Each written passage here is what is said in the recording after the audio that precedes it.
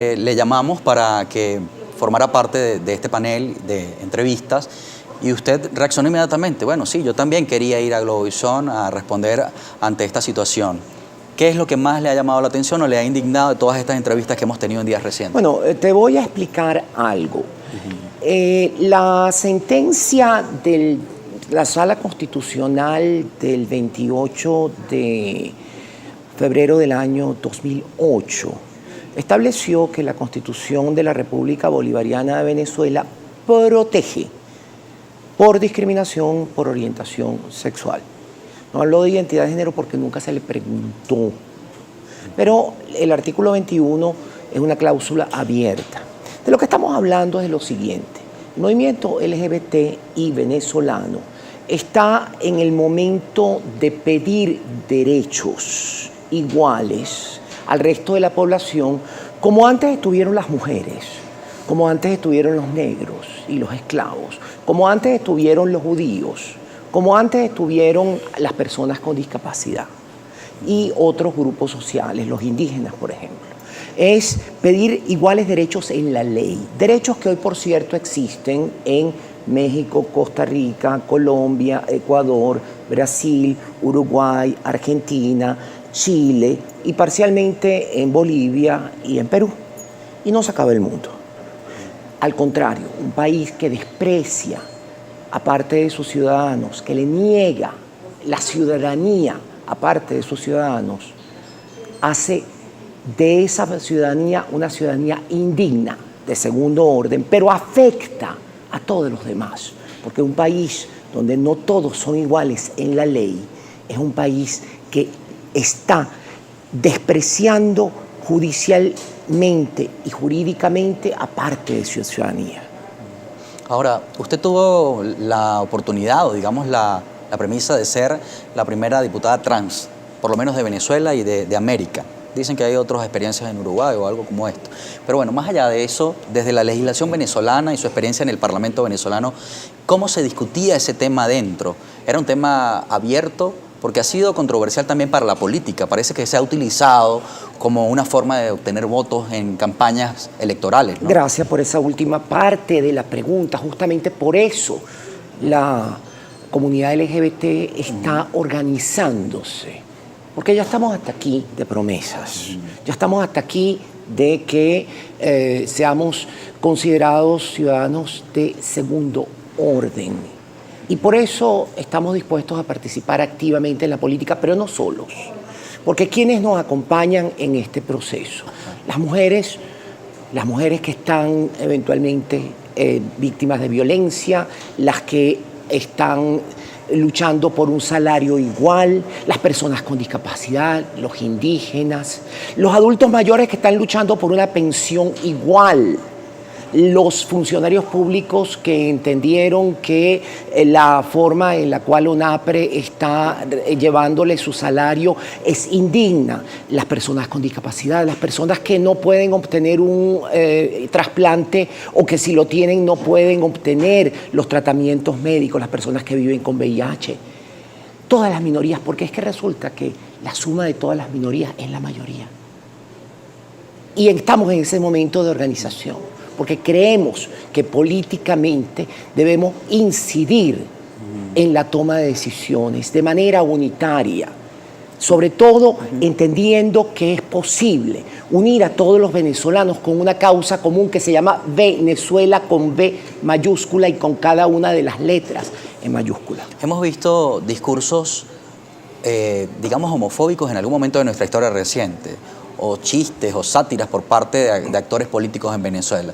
Luego algunos comenzaron a reorientar su discurso y dijeron claramente a las cámaras: no soy homofóbico, o nuestra organización política no es homofóbica y respaldamos los derechos de todos. Sin embargo, cuando se trata de la acción, parece que todo el mundo se hace el logo y le lanza la pelota al de al lado.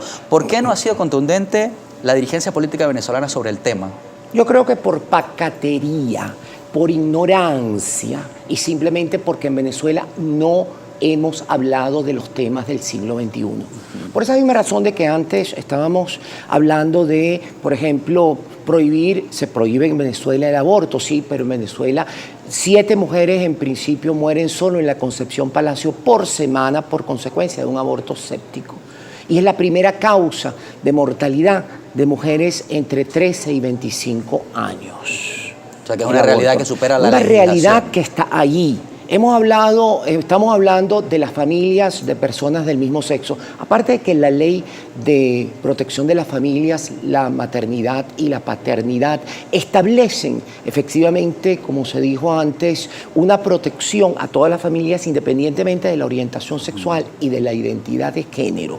Eso no ha pasado a la práctica por pacatería, por miedo. Pero resulta que la igualdad es una fuerza que da votos. A lo largo y ancho del planeta Tierra se ha observado cómo es posible ver una tendencia, lo que se llama desde el punto de vista matemático una propensión marginal al voto a favor de aquellas opciones que propugnan la igualdad y una merma en los votos a aquellas fracciones o facciones que se oponen a la igualdad, aquellas que tienen discursos de odio, aquellas que niegan derechos a las personas, porque el mundo del siglo XXI es un mundo de la diversidad, donde no hay 2 personas iguales en el planeta Tierra, pero hay comunidad por intereses, comunidad por grupos, así como decía antes, los grupos de personas con discapacidad o los grupos de adultos mayores o los grupos de personas que hoy en día en este país, jóvenes, no encuentran una vía de desarrollar su potencialidad y están visionando el irse de este país, cosa que tenemos que impedir. Tamara, ¿usted ha visto la entrevista anterior? ¿Ha visto los puntos de vista que se presentaron en esta entrevista anterior? Vamos a ver parte de la que ofreció la diputada Maribel Castillo también, para contrastar un poco lo que opinan los diputados que estuvieron la semana anterior y, bueno, su respuesta. Correcto, gracias. Todos son principios y valores que están violentando la Constitución de la República Bolivariana de Venezuela, pegado a nuestros artículos 56, 75, 76 y 77. Dice, aquí lo que existe es un acto, los seres humanos biológicamente y la ciencia, hombre, mujer. Y nosotros no la podemos erradicar ahora también a nuestros hijos a nivel educativo, que es lo que quieren hacer, donde los niños les quieren inculcar que si tú eres niño puedes convertirte en mujer, o si eres mujer convertirte en niño. Quieren incentivar algo que no existe y que la familia venezolana, yo como madre, representante de todas las madres y de la familia, que nuestros valores están apegados aquí. Y cualquier cambio constitucional tiene que ir para una reforma, una consulta constitucional. Tú no me puedes imponer a mí tus culturas, tus modelos, tus tratados internacionales, apegármelo a mi constitución venezolana, que nos los quieren ahora erradicar aquí, una moda, una cultura que no nos pertenece. Nuestra cultura está aquí, en nuestra constitución, ahora, y nos la quieren violar. Tamara, varias cosas se dijeron allí, muy controversiales. El otro bueno, diputado primero dijo, un discurso por ejemplo, de odio, el discurso de odio típico. El otro diputado dijo, por ejemplo, que la comunidad en general iba a acabar con la raza humana, o que tentaba contra la raza humana. Okay. Mira, te voy a decir algo, Maribel. Nadie quiere ser una persona trans. A mí una vez me dijeron, tú hiciste lo que tú querías hacer. Y escúchame, no, yo no hice lo que yo quería hacer. Yo hice lo que tenía que hacer, pero hubiera preferido no tener que hacer. Pero gente como tú, que niega la dignidad, la existencia misma de las personas trans, que además somos una superminoría, 1.2% del planeta Tierra, en todas las épocas, en todos los tiempos, y no es un tema de cultura. Anda, ve a ver lo que está pasando en el delta del Orinoco y ese tipo de intolerancia, cómo está acabando con los indios guaraos. Pero además nadie quiere ser una persona gay, lesbiana o bisexual. Se descubre. Y se descubre en la adolescencia con inmenso temor muchas veces. Temor a qué?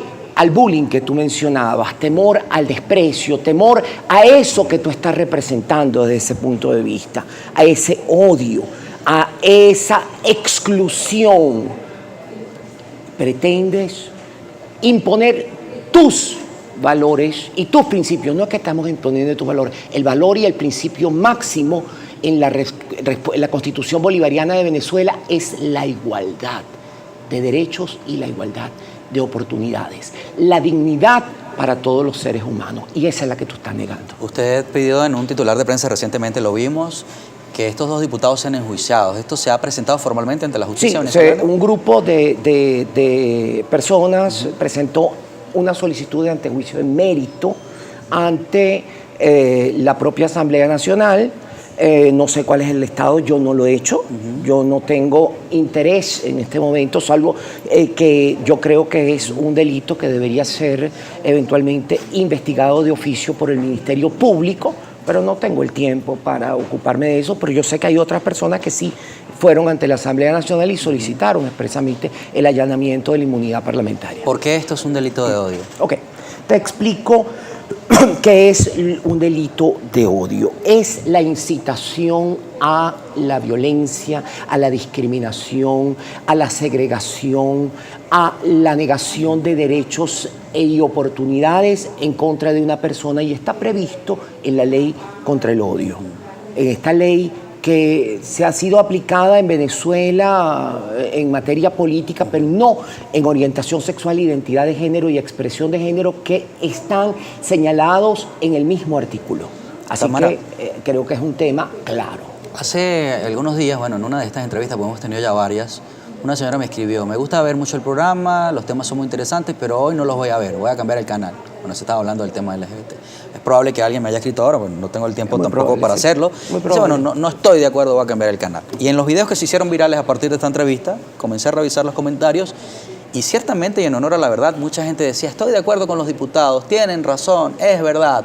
También habían otros movimientos, otras personas a favor, por supuesto, de la comunidad sexodiversa de Venezuela, si es la palabra o el término correcto. No, ¿Qué pensar entonces en una sociedad, digamos, con opiniones tan divididas, sobre todo por lo conservadora que es la sociedad venezolana? Yo no creo que la sociedad venezolana sea más conservadora, digo, que México, Costa Rica, Colombia, Ecuador, Brasil, Uruguay, Argentina, Chile, Bolivia y Perú, en los cuales hay derechos iguales. ¿Cuál es la diferencia entonces?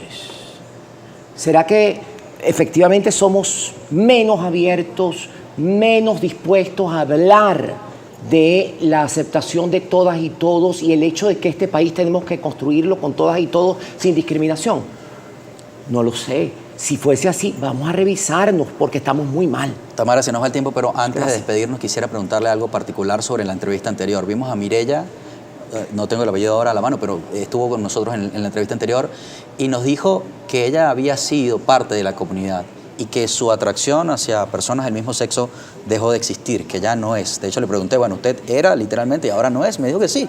Sí, ¿Qué puede había sido? ser. ¿Puede ocurrir? Puede ocurrir porque es fluido, porque todas las orientaciones sexuales Ajá. son válidas. Todas las identidades de género son válidas. Explorar tu sexualidad es válido. Lo que no es válido es imponerte la heterosexualidad normativa, porque entonces a lo mejor tú eres gay y te casas con una mujer y terminas montándole cacho con un hombre, claro. o viceversa, tú eres una mujer que te gustan las mujeres y obligatoriamente te casas con un hombre, termina siendo infeliz ese matrimonio, terminan siendo infelices los hijos y termina siendo un desastre. Un desastre. Entonces, eso es lo que quieren con esa imposición. Bueno, muy bien, está bien.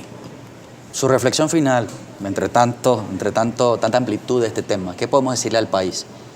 Es momento de hablar de igualdad. Es momento también hablar de diferencias. Porque no hay dos personas iguales en el planeta Tierra. No hay dos personas iguales en Venezuela. Pero sí, todos los seres humanos nacen iguales en dignidad y en derechos. Y esa dignidad y esos derechos deben ser para todas y todos sin discriminación. Basta ya de inacción, basta ya de pacatería. Vamos a reconocer las diferencias y vamos a reconocer la igualdad para que seamos un país más digno y más abierto al siglo XXI. Termina la entrevista con Tamara, gracias por acercarse a Globovisión y bueno, darnos su punto de vista sobre el tema tan controversial. Le dije a Tamara cuando llegó, es un tema